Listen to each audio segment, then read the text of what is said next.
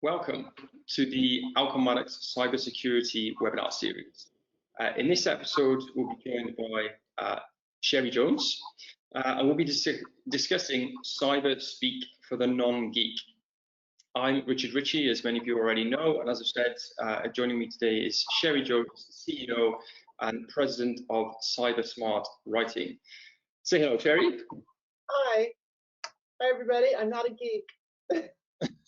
Not a geek. Why don't you, before we get started, why don't you give us a little bit of background on what it is you do at Cybersmart, and also, I guess, what would also be interesting just from a context perspective, just give us an insight into the kind of clients that you deal with in the cybersecurity space, please.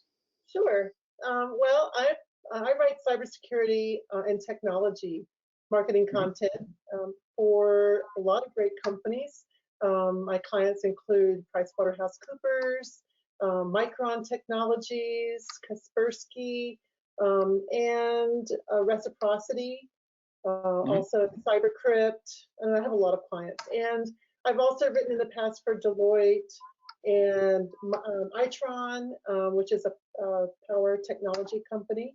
So so I write thought leadership articles, and I do ghostwriting, and I do blog posts and website content, and all the usual types of writing, white papers and case studies.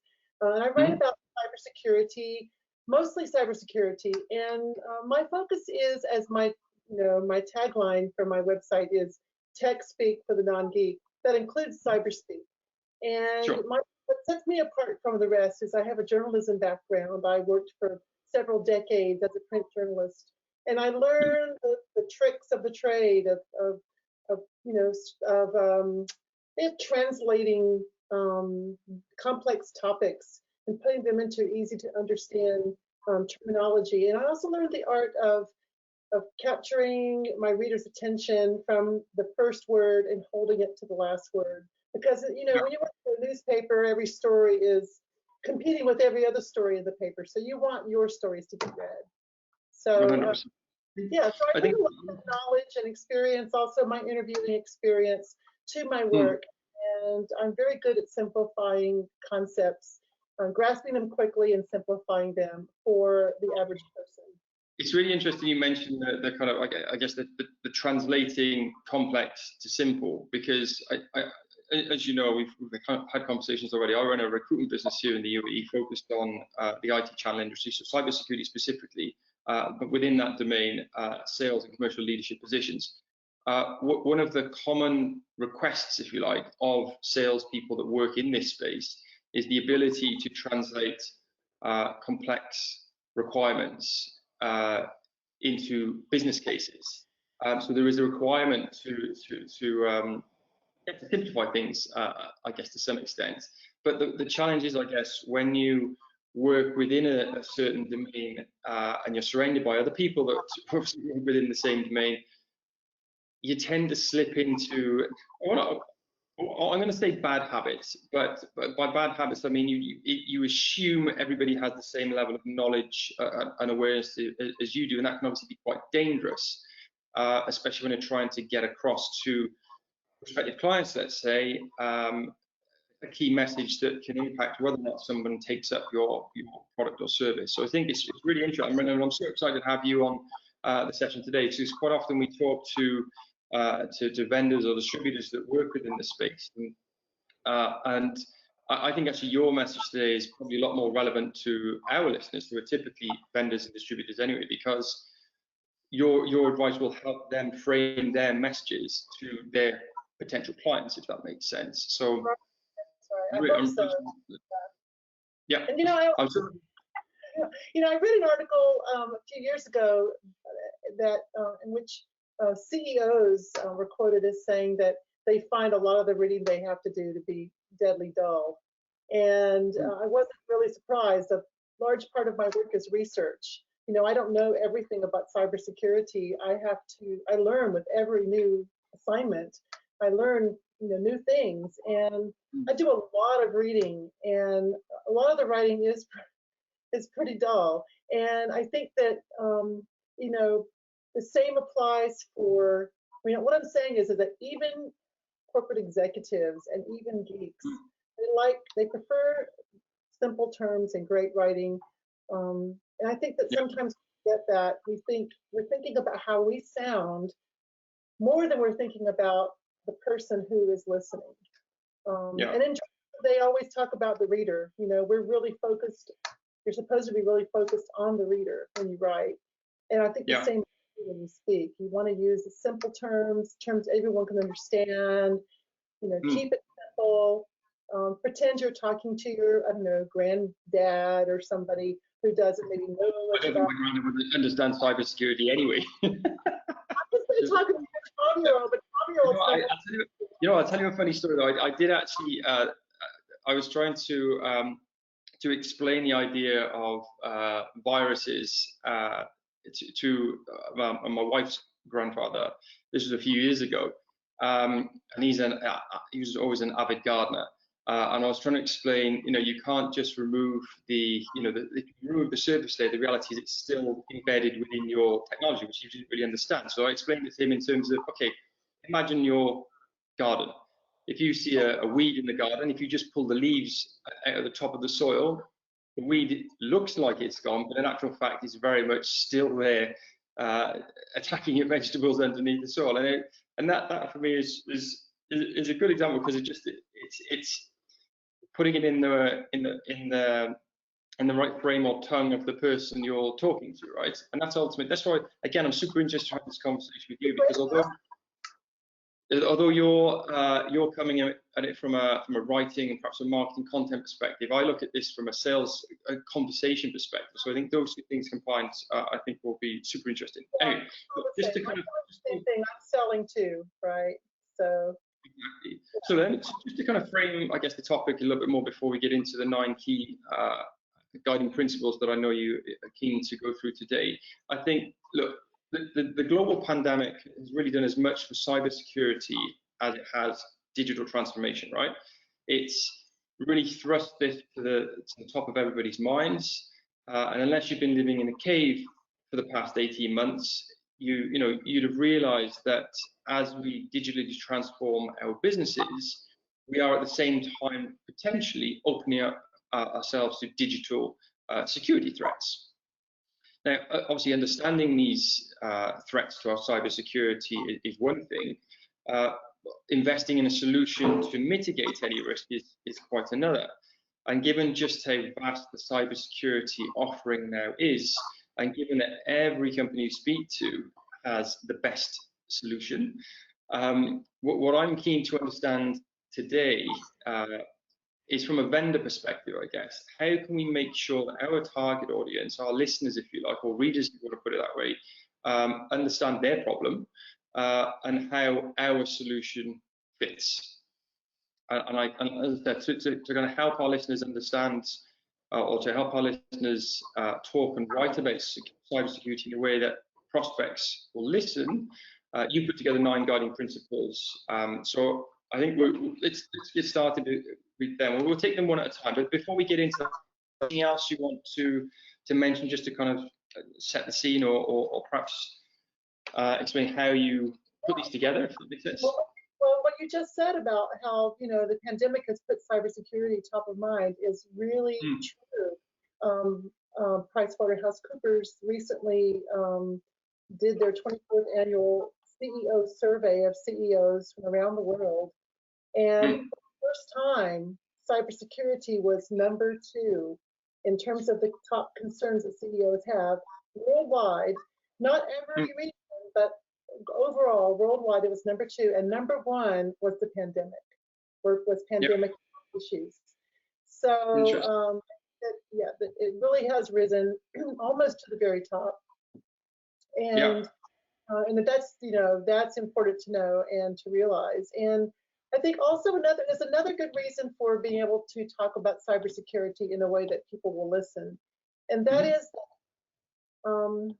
this is a more altruistic vision, but I think that we all care about what we do, and we all believe that cybersecurity is important. And at a time when a cybersecurity breach can conceivably take away our electrical power in the middle of a bitterly cold winter, or it can keep someone who is in the hospital from getting the right medicine, or it can drain our bank accounts or even crash entire economies.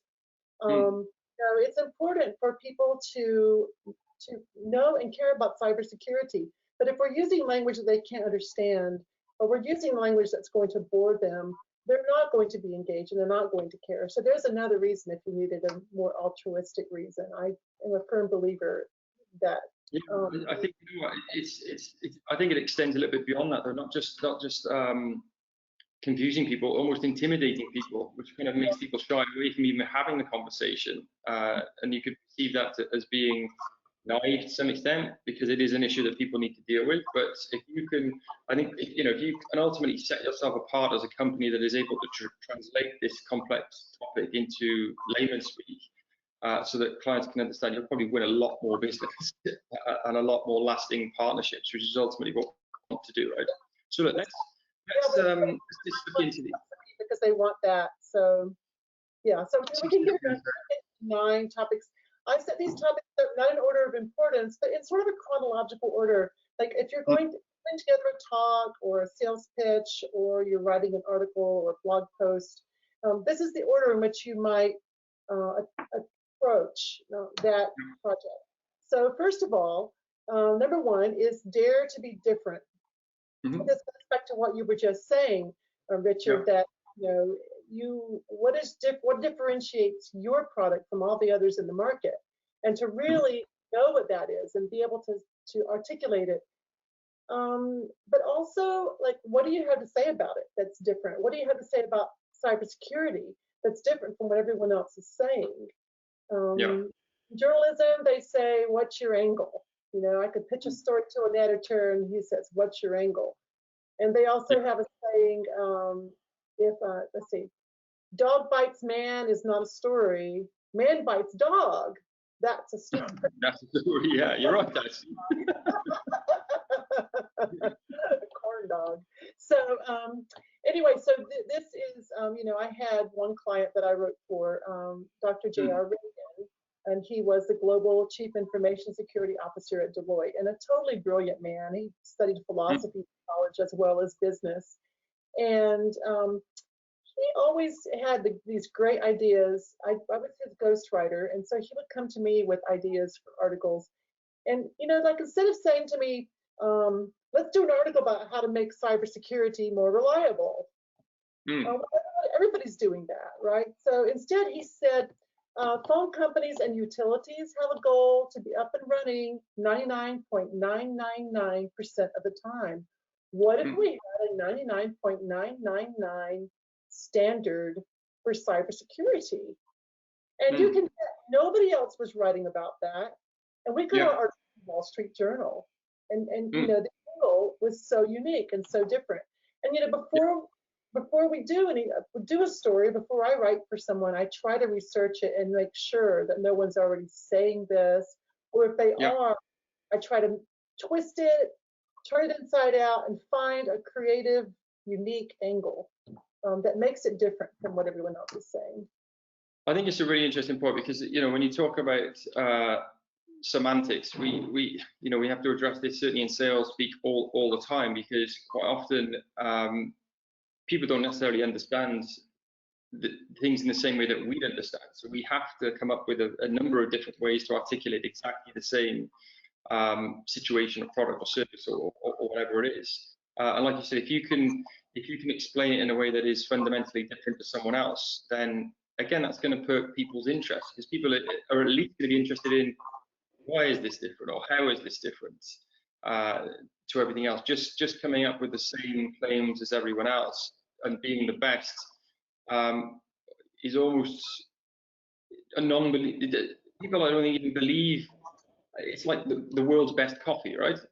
No one believes companies have the world's best coffee, because everyone claims it is. So I'm sure to some extent with cybersecurity as well, right? If it's the best product in the market, that's just what you say. That's not really what I believe. So tell me how it's relevant for me. So I think semantics is a really interesting one, right?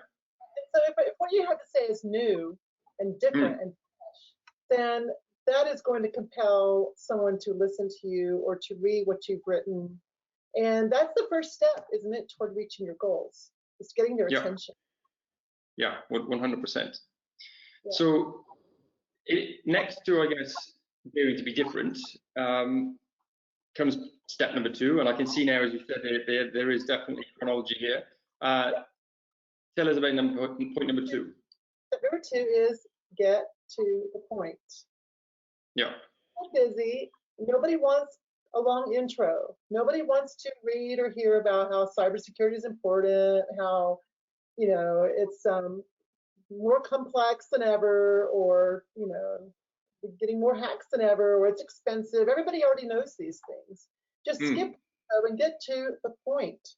You know, when you do that in journalism, again, when you spend a long time to get to the point, that's called burying your lead. And so the lead is the most important part of the story. It should be right up top. And that is going to compel people's attention. So I'll give you an example. I use my own example. I don't want to, anyway, I use my own example here. I read an article on consumer identity and access management. And here's the first sentence. Security and marketing, previously considered strange bedfellows, are a match made in digital heaven with consumer identity and access management. Now, the story is about how science, consumer identity and access management, how it collects information, it has all this information about the person who's using it, the person who wants access to your website or to your product. And it's collecting that information for the sake of identifying them and verifying, you know, authenticating. But at the same time, it's also collecting, like it's watching how they're behaving on the site. And it's doing all these things for security reasons. But it's also collecting data for the marketing department. So it's working both ways. It's enabling you to give a more personalized experience and to know more about how your site is used or how your product is used at the same time. So excellent. I didn't wait till the 5th paragraph to tell you that. I told you right up front what's going on. Yeah, and I think it's really interesting way of doing it, because, like you said, who gets to the 5th paragraph in an article before they're bored, and also even in a conversation, right? There needs to be something, you know, even when we're writing sales emails, for example, there needs to be a reason to move from one paragraph to the next, or even to continue a conversation if you're talking to someone over the phone, right? And if you haven't had that hook that is now playing on the mind of the prospect, there's no interest in them remaining engaged in the conversation, right? I'll give you an example, actually, because I've received 3 emails in the past week, three webinar invitations, 1 from a vendor, 2 from 2 different cybersecurity distributors. All of them opened their invitation with pretty much the same line. It was along the lines of cybersecurity has cost X amount of dollars to companies in 2020, and is set to increase to Y amount of dollars in 2021. And they're using this as a hook to get people interested in whatever their webinar is about. I just wonder, is that even a hook, or are people? I would imagine that is almost a waste of space in an invitation, because people don't really care so much about this now, right? They're saying what everybody already knows and appreciates, right? So it's far better to use something that's relevant to what's actually going to be discussed, right? Right, because cybersecurity goes up, costs go up every year. It's like dog bites man. It goes up every year. If the cost of cybersecurity breaches plummeted, that would be a great story. But then I guess you wouldn't be selling your product. So, unless it was your product that caused that to happen. So yeah, exactly. I recently saw a cybersecurity story. I wouldn't have even read it if I weren't preparing for this webinar, because the first paragraph is: Brendan Wales, acting executive director of the Cybersecurity and Infrastructure Security Agency, issued both a warning and a hopeful message Monday to organizations struggling with the scourge of ransomware. That's the first sentence. I'm like, oh. I'm so done. then Ransomware, everybody's doing, the hackers are all out there, they're working hard, they're indiscriminately trying to breach everybody, and we don't have there's no secret weapon to stop them. I'm like, okay, tell me something that we don't already know.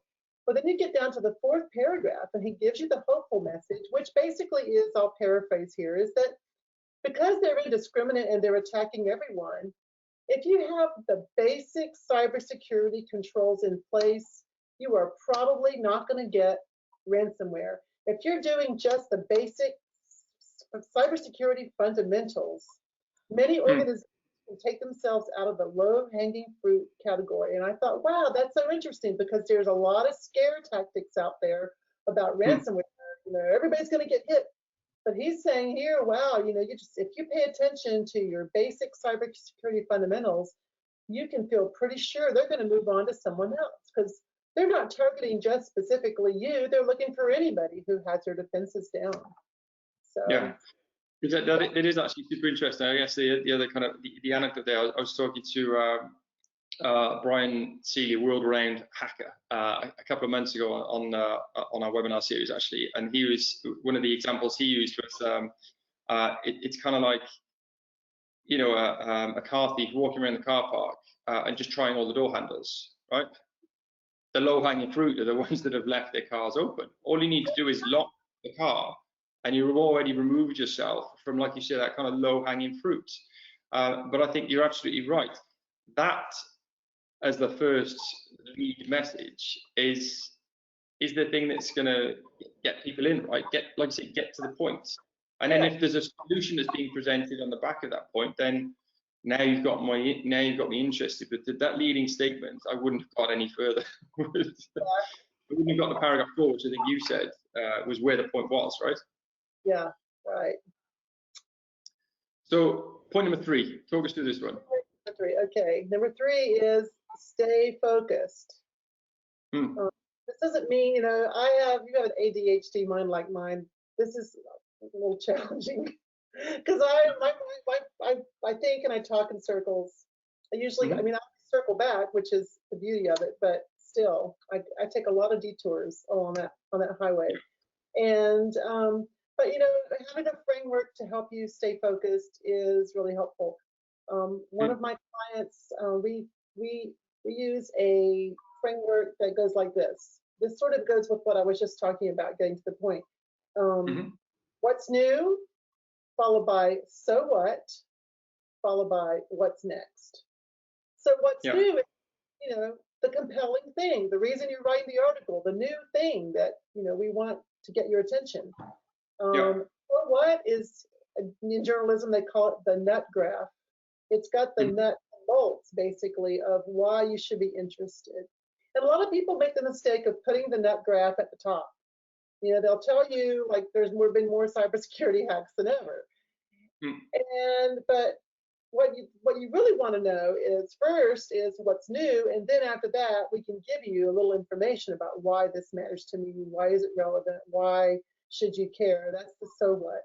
And then what's next is, okay, now that we've given you this great information, what are you going to do with it? We give you some actionable measures, and hopefully they're going to be led after that to call you, to. So you're saying that what is not, because I misunderstood it when I was reading our notes before. So what's new is, like you said, the product or service that's now perhaps on offer. So what problem does this address? What's next is not what's next in a developmental life cycle. It's what's next is in, okay, what are the next steps? How can I benefit from this? Or how can I take action to purchase this? Right? Do with the information. And then, this maybe doesn't apply so much to speaking, but certainly does to writing. Skip the conclusion. Like, when you're done, get out.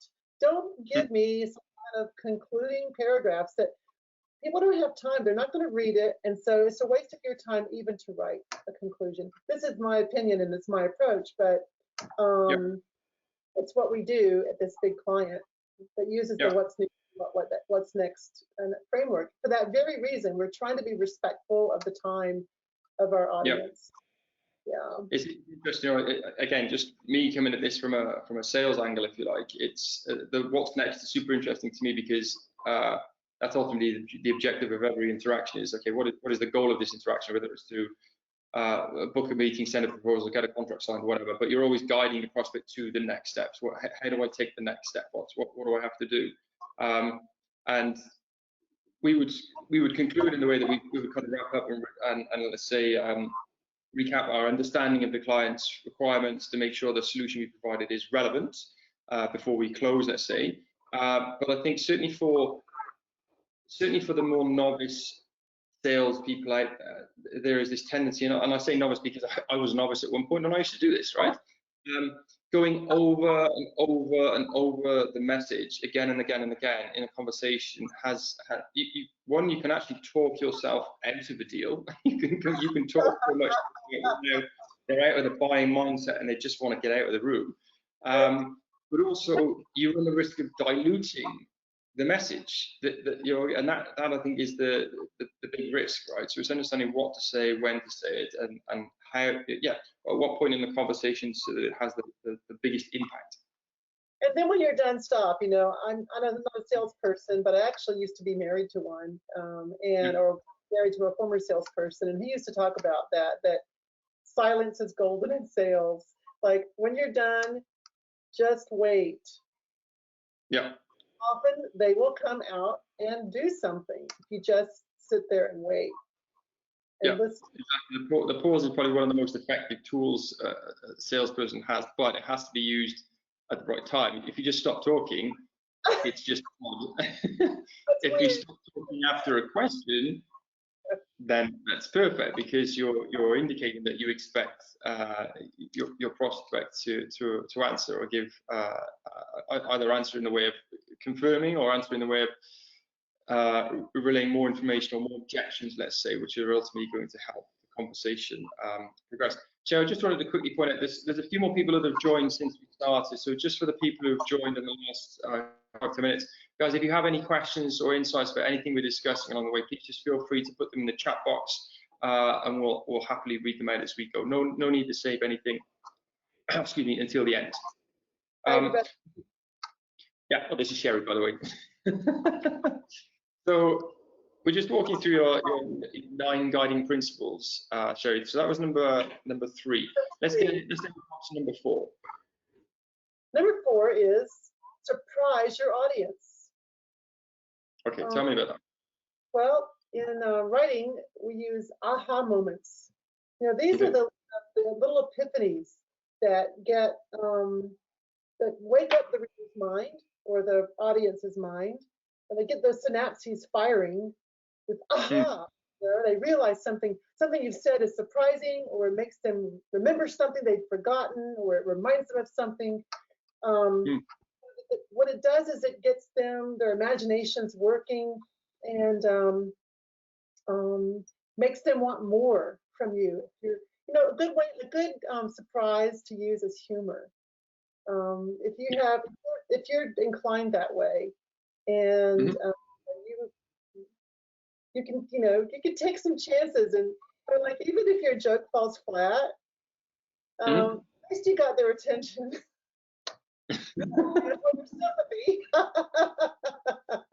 It's funny you said the attention, I think, is key, because attention is what a lot of salespeople struggle for, irrespective of what they're saying, but especially when we're talking about complex subjects, right?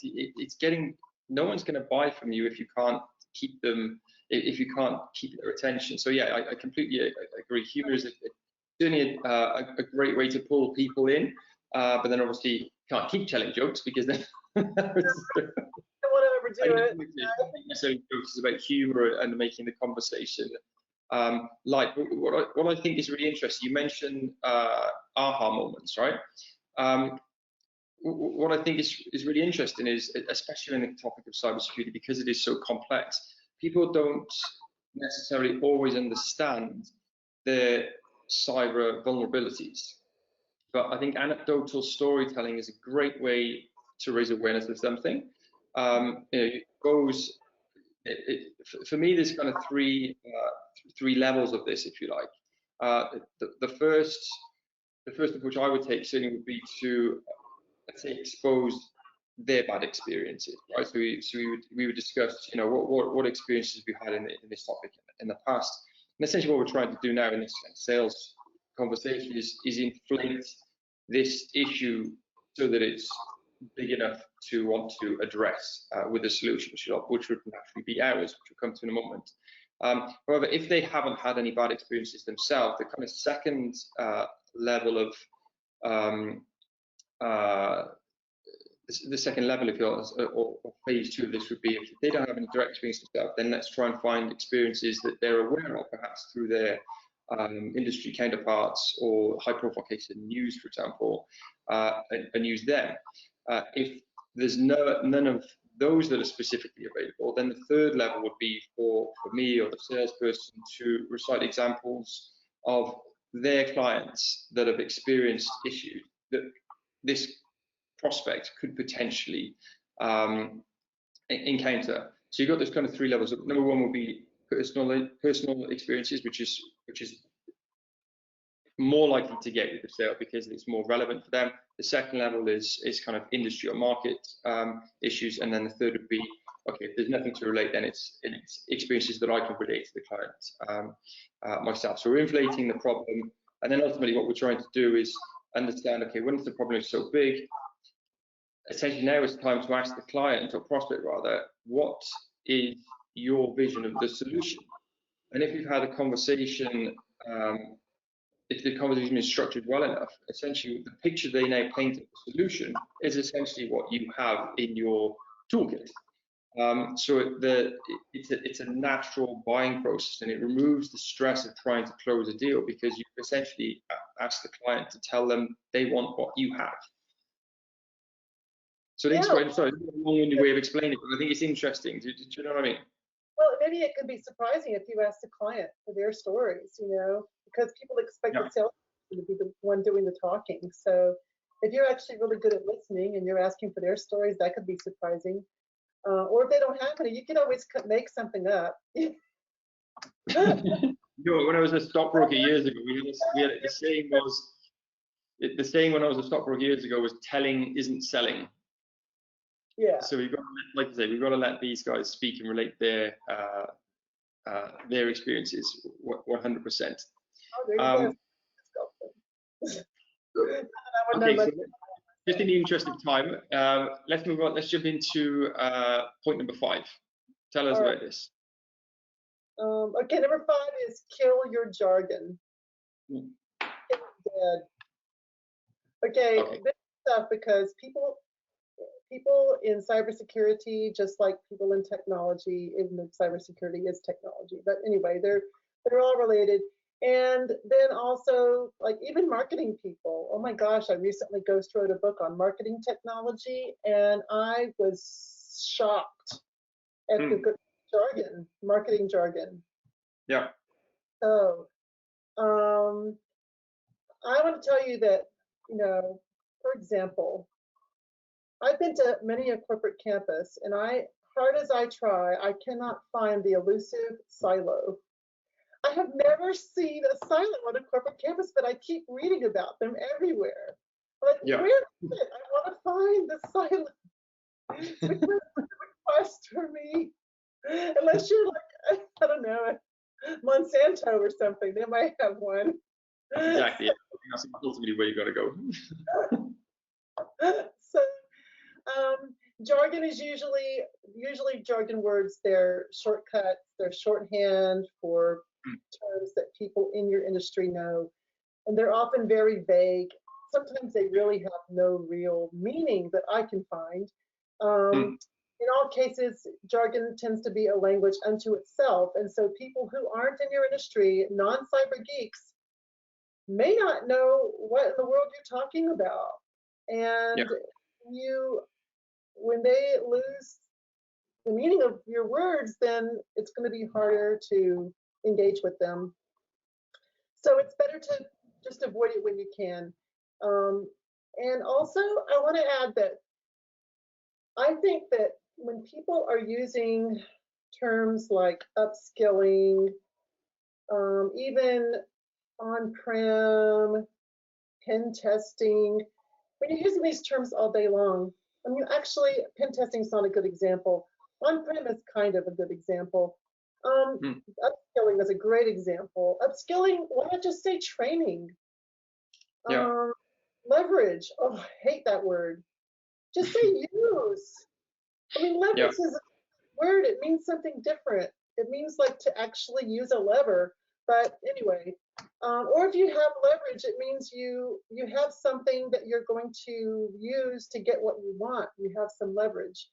But to leverage something is really, it's just drives me nuts. So I think that when people hear this all day and they talk this way at work and they hear it at work, that when they hear, then when they're engaging, when they hear it, the terminology or the concepts presented using plain everyday non-geek speak, it's just like fresh and new language, and it gets their mind to wake up. I know when people read it, it's much more engaging and easy to read. Yeah, I think it's definitely impactful, actually. Definitely. I think you touched on a good point, assuming that someone knows something is the easiest way to lose a sale. And I've seen this happen a number of times, right? They can't quite understand why they weren't able to close the deal. And you kind of scrutinize the questioning that's gone on within the process. And yeah, there's just so much assumed knowledge there on the prospect side that's why they don't know what they're buying, and they don't know why it's even relevant for them. So these assumptions, and I say assumptions because the jargon is being used and it's just confused people. And I think that this is really an important point, because certainly in this part of the world, there's this mentality whereby people often say yes, they understand, to save face, rather than saying no, I don't understand, or can you explain? So you leave that meeting thinking your prospect has understood everything you've said. In actual fact, you're never going to get this sale, because in actual fact you don't know what you've said. So why risk putting yourself in that situation? Because this is a very hard situation to kind of unwind, because if they're never going to admit that they don't understand, it's far better to go in with that mindset and use as, we're not talking about basic language that a 5-year-old would understand, but we're certainly talking in more kind of layman's terms. And I think that's really important, especially again in the part of the world where I work here in the UAE, where there's lots of different languages at play. English is the business language, let's say, but it's not necessarily everyone's mother tongue. So jargon is just another, is adding a level of complexity that's just not necessary. Yeah, and then even just that are not necessarily jargon, but that are just cybersecurity terms that maybe that not everyone understands. Like, I'm sure that right now with the Microsoft Exchange breach and that's happened, that everyone is using the term zero-day exploit, and I bet most people don't have any idea what it means. I have to look it up myself almost every time I use it, because zero-day exploit versus something else. It's like all these different types of cybersecurity breaches or malware, and I think it's confusing for people. So I think it's best to just try to use regular language. And when you're using a term like zero-day exploit, or say penetration testing, maybe even explain what that is if you think you need to. Or instead of saying on-prem, say on-premises, your on-premises data center. That's pretty easy to understand. So if you have to use a term like zero-day exploit, just explain what it is in a few words. So yeah, exactly, and that's the skill, right? If you can't do that, then you need to learn a little bit more about the topic to enable you to do that, because that's going to be important when it comes to either explaining this in articles or actually having these sales conversations, right? Yeah, there are lots of online resources that define cybersecurity terms. So okay. No, I think the kind of extension to point 6. So point 6 was point 5 was kill your jargon. I think point 6 is almost an extension of that to some extent, which is avoid acronyms, right? Avoid acronyms. That's right. Like, don't use acronyms. Don't say DDoS. Don't say GDPR. I mean, it's the federal government is a they love acronyms, and the U.S. federal government loves acronyms, and I'm guessing other governments are the same. If you can avoid using that, then please do. And I guess there are some, there's all those compliance frameworks, CCPA, GDPR, ISO, NIST, FedRAMP. But sometimes people are going to know what NIST is, and they're going to know what FedRAMP is. You don't necessarily have to spell out the acronym, but you can maybe explain what it is, again, in a few words. And so, because it's just, when you hear all this, when I hear those acronyms, I just feel like, I don't know, my eyes glaze over once again. My eyes, yeah. So, yes, the Internet of Things, the IoT, say artificial intelligence, not AI, because people don't always understand what you're saying. So, You know what? For me, it's interesting because in my experience, what I've seen in my sales career, if you like, is quite often, again, acronyms can often be used to mask, if you like, knowledge gaps on the side of the seller. But then also, again, people nod in recognition, but in actual fact, they don't know what they're talking about. So again, you risk this misunderstanding or miscommunication, which you never want to happen in a sales conversation. But I'll give you an example. I actually received an email a few days ago from a well-known vendor here in the UAE, and the message reads this: as you may know, company ABC has been a pioneer when it comes to XDR technology. It doesn't explain what XDR technology is anywhere in the email. It actually makes a few other different references to different acronyms. But even if you knew XDR or had a basic understanding that XDR stood for extended detection and response, again, what does that mean? Even, do you know what I mean? There's a you understand who these messages are being sent to, and we can't assume that everybody knows as much as we do. So we want to keep it brief, but keeping it brief doesn't necessarily imply that we need to use acronyms, right? There's a fine balance here, isn't there? I thought XDR stood for extra dumb rhetoric. Well, you could use that as well.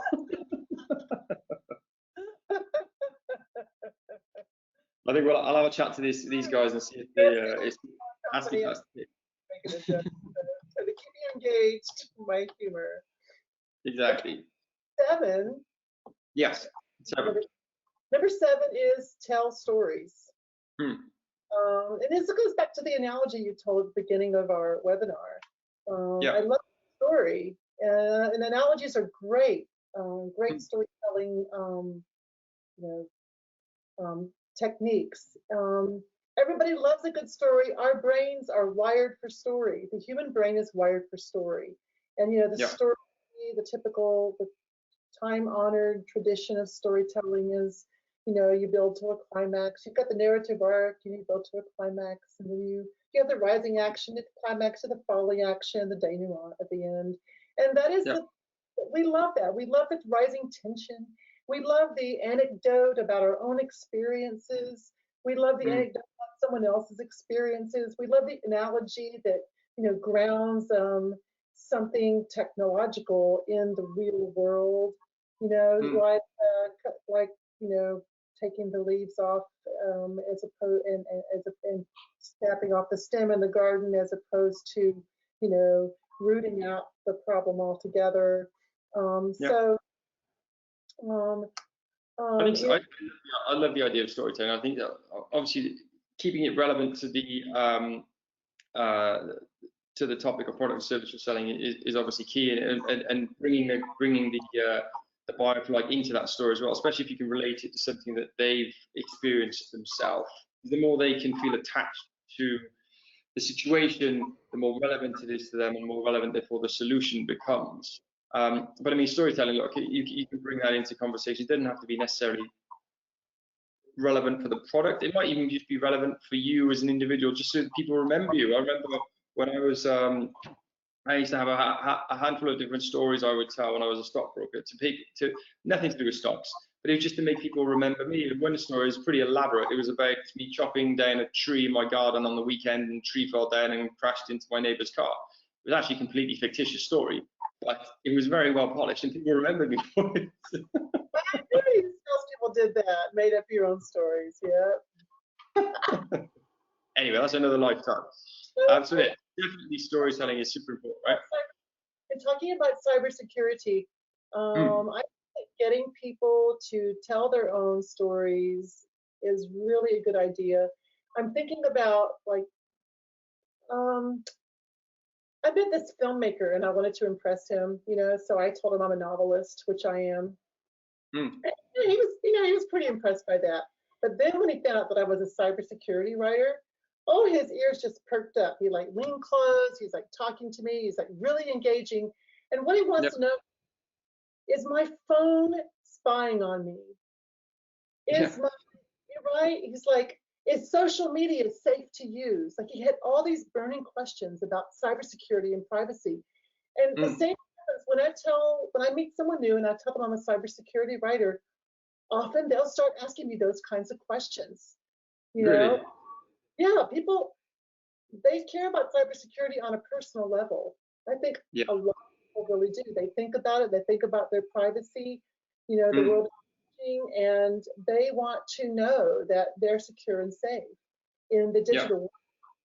And I so think. I think that maybe, if I were selling cybersecurity products, I might try to engage with my prospects and my customers on that level even Yeah. further, sort of as to work my way into the bigger picture. I think it's So, an important point you mentioned. I know yesterday you said that you were talking to someone who's trying to raise awareness of cybersecurity as well. And I think it's really important because cybersecurity, I think, can often be perceived at an employee level as someone else's responsibility, right? There's a tech team that deal with defending our infrastructure, let's say. They need to make sure the defenses are there so that whatever I do, I don't expose any vulnerability. But the reality is cybersecurity is everybody's responsibility. And I think that's part of the communication as well. Whatever product and service you're selling, it's making sure, obviously at a decision maker level, they're clearly aware of this. But then how do we, irrespective of the solutions you're now purchasing for your organization, how can you roll out, as part of this purchase, how can you roll out awareness that accompanies this throughout your organization? Because like you said, I think people are generally fascinated by cybersecurity. And if you're able to accompany any kind of product or service sale with a drive for awareness, that will surely improve the impact of that sale, and certainly that relationship, right? As you move forward. well, and also, the cybersecurity industry, just like technology, they have their roots in military, in the Mm. Department of Defense. The internet began with the Department of Defense. I believe the first computers were also Department of Defense project. Yeah. Wrong, but about that. But cybersecurity has its roots in the Department of Defense, and so I think that's one reason why we use so much military terminology when we talk about cybersecurity. Attack Mm. vectors, attack surface. They used to talk about demilitarized zones, um, Yeah. and I think that in a way that's maybe exciting, but it also can be somewhat alienating. Mm. Just so cold and apart from our non-military world. Yeah. So storytelling can bring a human touch and help to establish a human connection. So Definitely. Excellent. Look, we've got two more points we're not going to rush through them, obviously, but let's move on to number 8 in the interest of time. that's pretty short. Keep it simple. Yeah, that's exactly what it says on the tin, right? So use as few words as possible. Don't say a majority of when you can say most. Just that's one example. Um, I'm going to give a short example. A client who hopefully isn't watching right now. He wrote a something for a white paper that I was working on. This is what he wrote. I'm just going to give you the first paragraph. Cities across the world are embarking on a 5G journey. 5G requires massive investment in terms of spectrum price, along with the OSS/BSS and the infrastructure cost. One of the many ways to realize revenue is to monetize the network by working with enterprise customers to bring their applications to the edge via MEC. And I'm like, oh my God, I had to go like, drink a cup of coffee. I wouldn't read any more. I'm genuinely interested in the topic of 5G, but that wouldn't have been an article I would have continued reading. Well, he's not a writer. He doesn't pretend to be a writer. He's just giving me the information, right? But he wasn't, I couldn't really use this information. I had to, it took me a long time to really unpack what he was saying because there's just too many words. One of the main ways to realize revenue is to monetize the network. I mean, one way to make more money is to, X. That's such an easier way to say it and so much more engaging. So simple. And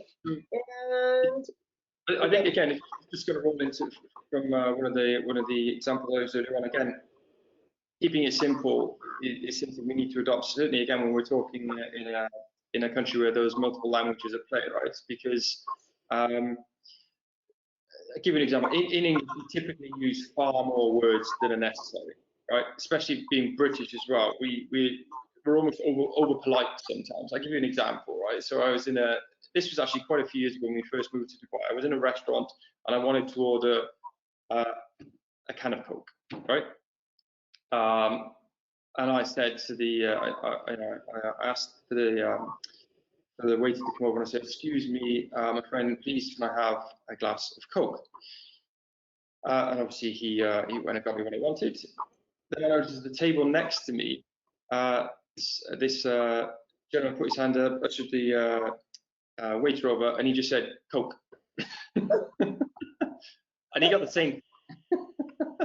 Now, obviously, being British, I would certainly argue that one was more polite than the other. But the question is, forget the politeness. We achieved the same result. The message was the same. The person who received the message was in no way offended. So, I think there is an art to keeping it simple, and I think it's a key message for us to take on board here, definitely. And as I said before, I think sometimes people use a lot of words and they use a lot of big words because they think they sound better. I used to write for a university, and I wrote about agriculture. And I was talking about how when you tell people, like, you write cybersecurity, their eyes glaze over. When I tell people I wrote agriculture, I could see their attention wandering right away. Oh, but I wrote about cultural research for Montana State University, and I would interview, professors, science researchers at the university about some fascinating new research they were doing. And, I'd write these press releases that had their quotes, the things they said to me. I'd take notes and I'd choose the very best sentences they said and I'd use them in the press release. And then I'd send them to the professor to approve. And often they would take this wonderful quote and they would change it. And they'd add in all these words and these big words because they were so worried about how they sounded. So, it's the same. They wanted to sound smart and educated and polished. But this is so it leads into actually the last point, number 9. So number 9 is polish your prose. So how does that fit with keeping to writing? But if you're giving a presentation or a pitch, it's the same. Hemingway said, I don't know if I'm allowed to use profanity. Hemingway said, the first draft is always bleep. It's like almost a cliche in the writing world, that but it's true. Like the first thing you write is not going to be very good. Just get it down. That's what I always do. I use the agile method of writing. I just get it down, whatever, and then I go back and I refine and I improve and I update and I patch. So then because the art of writing happens in revision, the art of that speech writing or that pitch. So when you're finished writing, no matter how stellar you think it is, take a step away, give it overnight or longer if you can, so it can cook. That's writer jargon. Let your house cook. And so you can approach it with fresh eyes. And when you do that, you freshen your lead. Make sure that your lead is the first. We're going to go over these 9 points, right? Make sure your lead is, you haven't buried your lead, that you're saying the most important thing first. Translate your jargon if you have jargon. Cut out your extraneous words, any words you don't need, and any words that are big, you can make into small, plain words. Change it then. Weave in an anecdote or two. You get some storytelling in there, throw in a few surprises if you can, maybe a little joke or some new information that you think people will find surprising. And do that all before you submit or before you use, before you give your pitch or before you. I think this is it. The point here, right, is just practice, practice, practice, practice, practice, practice. Like I say, your revision when it comes to writing, practice when you come to sales. And I think the key thing is there also is when you measure the success of either that the content that you put out or the sales conversation that you've embarked upon. Once you find something that actually works, that delivers the results that you want, whether that be a sale or hits on a website or new subscribers or whatever it is, use the same thing again, right? Or use the same process at least. And that will enable you to continue being successful. Listen, we're going to have to leave it there, Sherry, because we're pretty good at time. Thoroughly enjoyed that session. Just to kind of quickly summarize, although you partly did it in the last one anyway. So the 9 points, just in summary, guys. Dare to be different, get to the point, stay focused, surprise your audience, kill your jargon, avoid acronyms, tell stories, keep it simple, and polish your prose. Thank you so much, Sherry, for joining us. Thoroughly enjoyed today's session. Guys, I hope you've enjoyed the session also. They will be posted live in the next couple of days, and we'll see you again next month. Sorry, Sherry, I was talking over you then. You want to say goodbye? Bye, everybody. Thanks for coming. Bye, guys. Take care. Bye. If you have any questions, contact me on LinkedIn. I'm always here. There. Excellent. Thank you, Sherry.